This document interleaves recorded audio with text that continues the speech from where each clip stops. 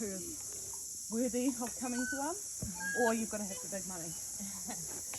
For us, we want to create a community and a connection with conservation through Kiwi, especially being our national icon. So when we do our translocation, we find out about a week, 2 weeks before at the most when they're coming. We chuck it on our Facebook page, our Instagram page. It's the only places we advertise. We make it a public event. Kiwi comes to the island. Here you go. 3 Kiwi. 4.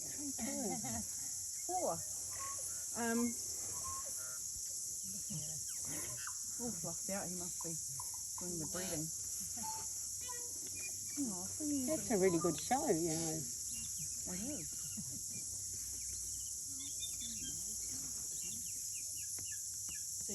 We bring them to the island, public event. We get 1 or 2 Kiwis depending on how many are coming.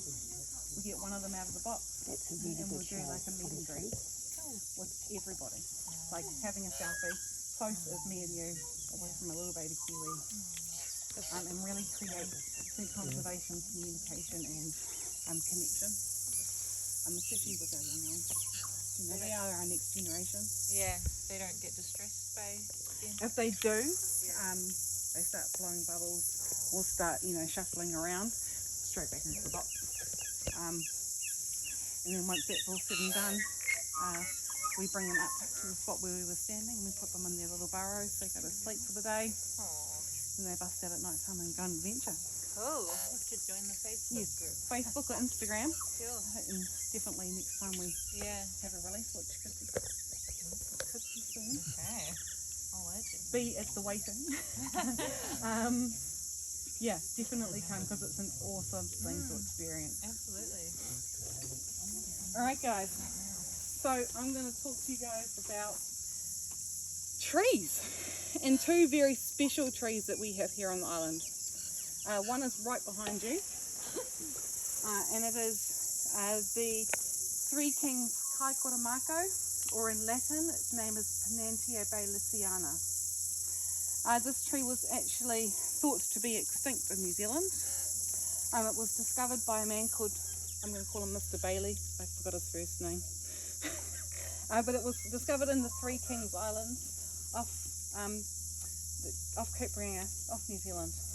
And he saw it when he was there doing conservation work, knew exactly what kind of tree it was, risked life and limb. He scurried down a cliff face to get to that tree. When he got there, he cut a little branch off, put it in his pocket, finished his work on the island, went home, and he grafted that branch to a tree at home. And over 30 years, he grew this beautiful big Kaikoromako tree. But this tree is the same family as a karaka or a puriri. It produces seeds or berries. And his tree never did.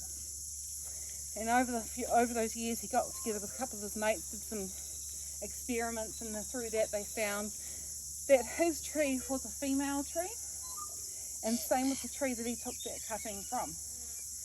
And they need both male and female to cross-pollinate. So all his smart sciencey mates came up with a fertilizing hormone that they fed to his tree, and then the next breeding cycle of that tree or fruiting cycle, boom, it had seeds on it, it had berries on it. Through another 10 years of experiments with the seeds and the berries, they managed to get both male and female genes and start germinating. The first 1,500 trees as part of our New Zealand culture and heritage is to return those trees to mana whenua, to restore what they had lost. Now these trees would have been throughout everyone's backyard, throughout the whole of New Zealand, but predominantly in the North Island. So the first 1,500 were sent back to mana whenua up north, and they've been planted around their lands up there. Must be a breeding cycle for them. And then it went into a conservation effort, the next germination of the trees and plants. And that was when the trust heard about the story of these trees, and of course we want to make sure that we never lose our endemic species. That is why we're here for Conservation of New Zealand, to make sure that we keep going forward. So the Trust purchased 30 of these trees at $100 a tree. So it was a huge investment really, and planted both male and female variety throughout the island.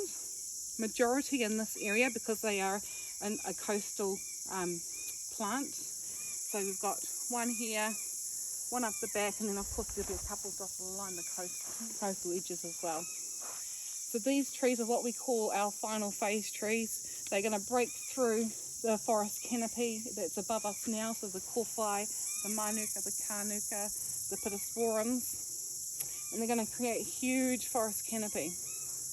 And they're going to have berries or fruit seeds for all of our flying tree birds. Then all of the leaf dander that falls to the floor, that's going to be absolutely amazing and dense for our kiwi, our takihi, our kōkako, our taiki as well, to be able to forage in for insects and things. When we get kōkakos. When we get them. We will get them, just when we get them. Gotcha. It's going to take about 30, 40, 50 years for these guys to get to that stage. They're about 10 years old now. But they are going to be an amazing tree for our forest. They're going to provide so much fruit, leaf dander, food, shade for the space as well, that it's going to be an amazing tree to be able to walk past in a few years' time.